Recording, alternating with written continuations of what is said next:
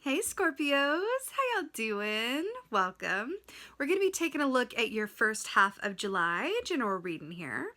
So in the meditation, I saw an image of King Kong, as in the massive gorilla, climbing up the Empire State Building in New York and being at the top and being King Kong and pounding his chest. And it was very dramatic.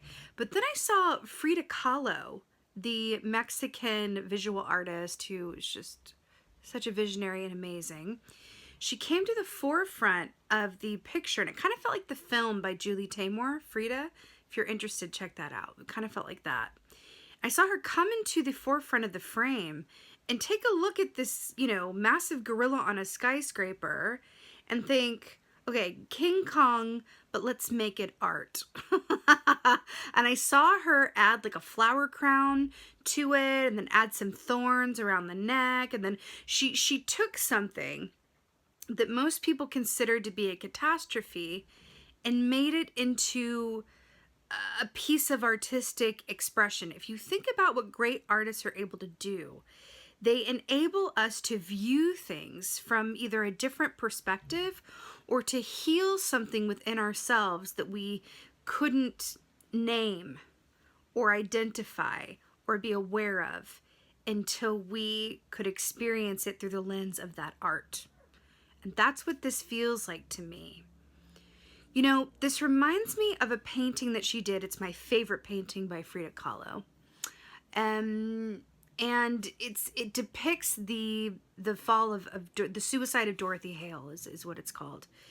And it shows, so she was commissioned to do this painting by the family of this young, actress who was trying to make it in the business, and she never quite did. And she ended up throwing herself off of a very tall building in New York and falling to her death. And the family commissioned Frida to do a commemorative painting of Dorothy to remember her by. And Frida, being the amazing artist, major Scorpio energy there, by the way. I don't know what her sign was, but it's a very Scorpio move to go, okay, well, I'm going to focus on her death because that's how I see this within my artistic integrity. And she painted, Dorothy falling out of the building and then landing and dead on the sidewalk. Called it the suicide of Dorothy Hale, and then gave that to her family. It's kind of what this feels like. It's funny with the King Kong at the top of the building and the, right? Catastrophe, but let's make it art. There's something about viewing something that many others, or that on the surface would appear to be negative or unwelcome or not great or whatever have you. But viewing it through the artistic lens, going, no, I see something that nobody else does, and I can use this as an opportunity to express it through a lens to expand, the collective's vision, or expand my own vision, or inspire others as a result of this seemingly unwelcome event or energy. Fascinating. What else is there to say? But let's see what your cards have to say. Let's take a look. Hey Scorpios, let's go ahead and see what your animal energy is for the first half of July. Animal energy for the first half of July. Oh, I love it. So we have the Earthworm here. This is so beautiful. And it's really beautiful because while it is technically earth energy, earthworms come out when? After the storm. So there's a water element here that gives way to the earthworm, which is really beautiful. And we think about that image as well. A storm, something that's a catastrophe, right? Clearing, and then as a result, the earthworm appears. Earthworms have 5 hearts, right? 5, number of change, 5 hearts, feeling it in a more expanded range, feeling more deeply. It's interesting because the earthworm as well is a beautiful symbol of that Brene Brown, the piece of wisdom that I am always forever quoting, that true strength is vulnerability. And that is the earthworm all day long. That's skin, right? Very, very vulnerable, easily damaged, right? The earthworm.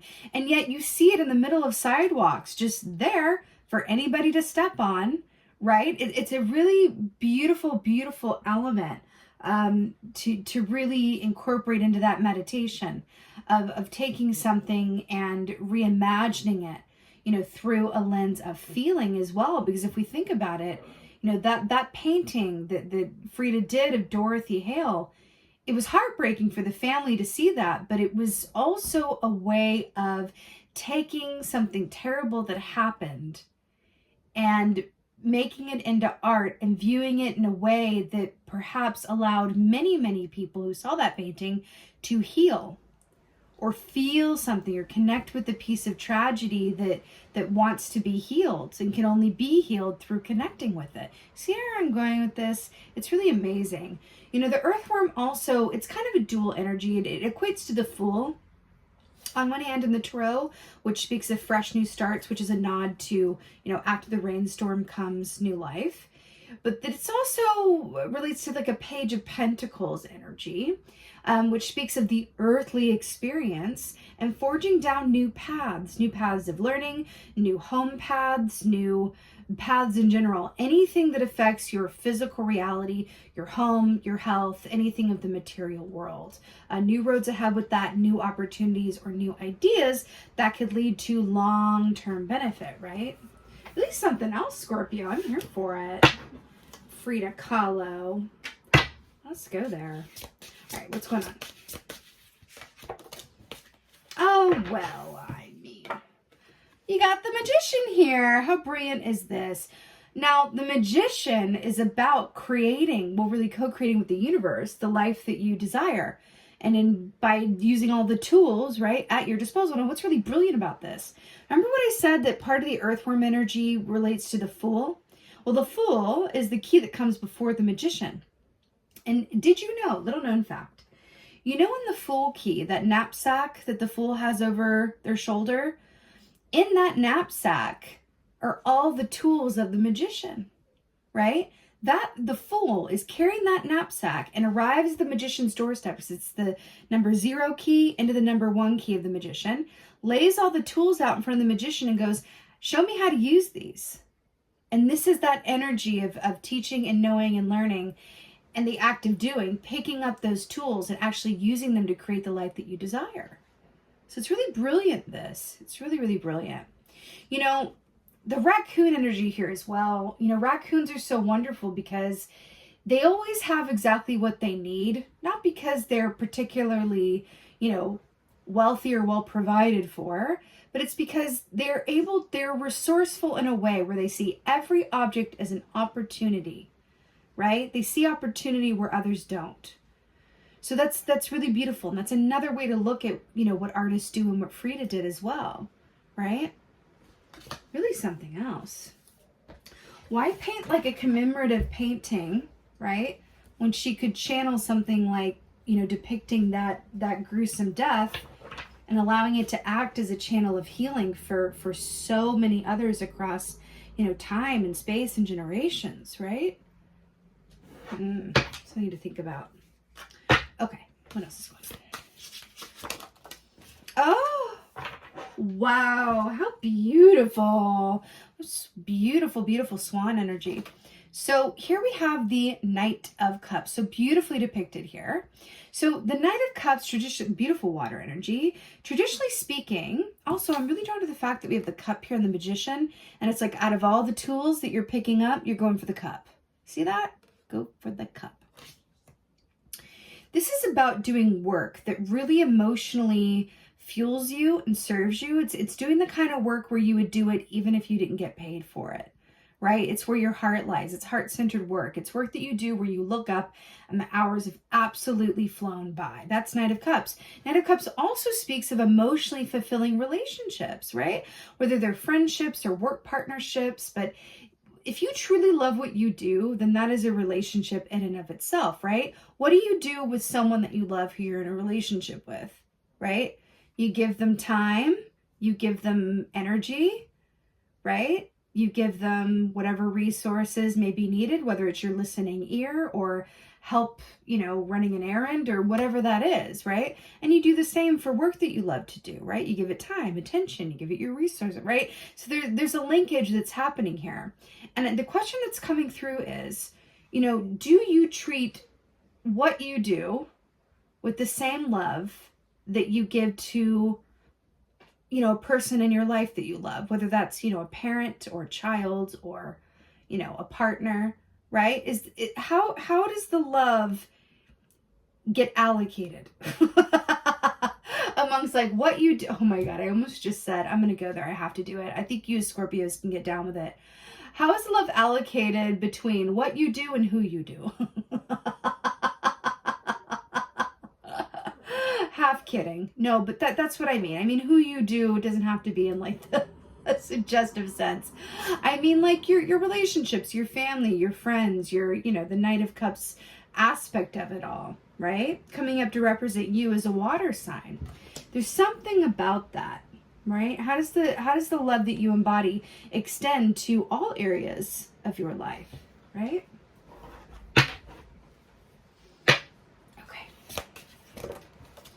Whoa, Scorpio, I'm so here for it. You got the world, ending, beginning and ending. You've got a major arcana sandwich. You've got two major arcanas here and then a minor in the middle, honey. Yes, I like it.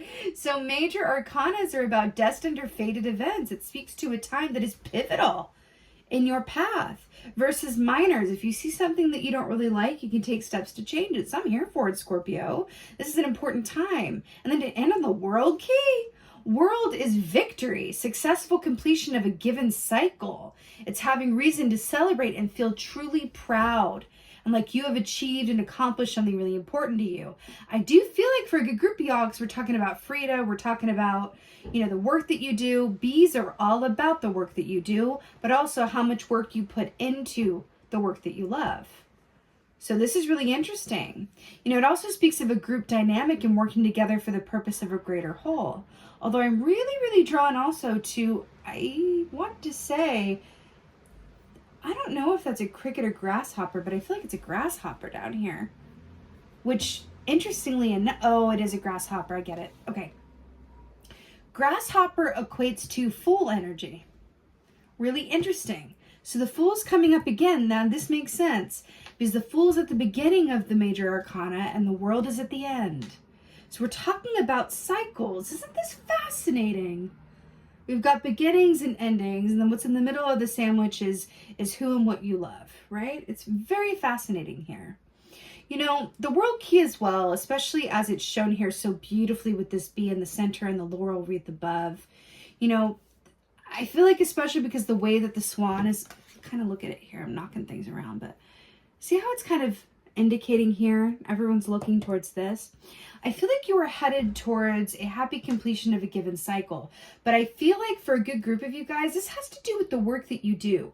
You're not quite there yet. And that's why this is a minor in the middle. I feel like you're being asked, can you rededicate or dedicate differently to the work that you love to do? And in doing so, complete a certain cycle of victory and achievement and accomplishment that you haven't known yet? Interesting. This could go, several different ways. That's why it's a minor in the middle. But you are being asked to, really draw some focus to what serves your emotional core in terms of your work and your relationships. And then disperse that a little bit more evenly. And in doing so, have some major success in both your personal and your work spheres. This is really something else, Scorpio. It's very powerful. Let's go ahead and get some advice for you. Shall we? Let's see here. What is the advice for Scorpio for the first half of July? Oh! Wow. Let's go there because this is really fascinating. So you have the Ten of Swords in reverse. Now let's just just gag over this together. Because do you remember, I'll hold it in the upright for the sake of the visual. Do you remember when I was talking about the suicide of Dorothy Hale and about how she was shown like falling off the building and then lying bloody on the sidewalk. And then we have a pigeon that's literally dead on a roof. Wow, like this is something else. And then we had the Eiffel Tower in the background, another very tall building. This is really fascinating. So 10 of Swords, traditionally speaking, is about the complete ending of a cycle. See how we're going from endings to beginnings? It's the complete ending of a cycle and knowing that something has truly run its course and that it's time to mourn it and move on. What's really interesting here with the reverse is that this feels like there's a certain aspect of like, are you sure about that? Are you sure that that's come to its completion point? Are you sure that that's done? Are you sure that you've looked at that all you can? Are you sure that you've given all that you can to that? Are you sure? Are you sure? You know, we were talking about how art can incentivize one to flip their perspective and see something differently. And when I look at this, I want to say to you, this is not a pigeon being skewered by a sword in Paris. I want to flip it upside down and say, this is a pigeon with flaming red hair, okay, with a good wig, who is sitting on top of a sword and loving every minute of it. It's all about how you view it, right? It's all about how you view it. This sword isn't skewering them. It's like keeping them upright. They're leaning against it, right? That's not blood. That's just coloring. A little extra flair. See how a shift in perspective can change the complete picture? It's really interesting how that's coming forward. And I feel like that there's really something in that for you. And I feel like that's rather the advice. Allow, at any given point in time, don't be afraid to flip your perspective and see something differently. If just for the sake of trying it out, right, as a thought exercise and seeing where that leads to. Think about the artists, how they view things, right? There's something about that. Can you see things from a different angle, from a different viewpoint, differently? Can you not see King Kong as like, you know, being like a really scary monster on a building? Can you see it as an opportunity for art, right? There's such a gift in flipping your perspective in this way and seeing something differently. And it has something to do with either that you thought you had either figured out or given your all to, or something that was done or can get. But it's like, no, flip your perspective and look at this differently, because there's still juice left in the can. That's what this feels like in some way, shape, or form. There's something. Remember we talked about the bridge here between the Knight of Cups and the World? There's something to this. Let's go ahead and get an oracle. I'm feeling like this one.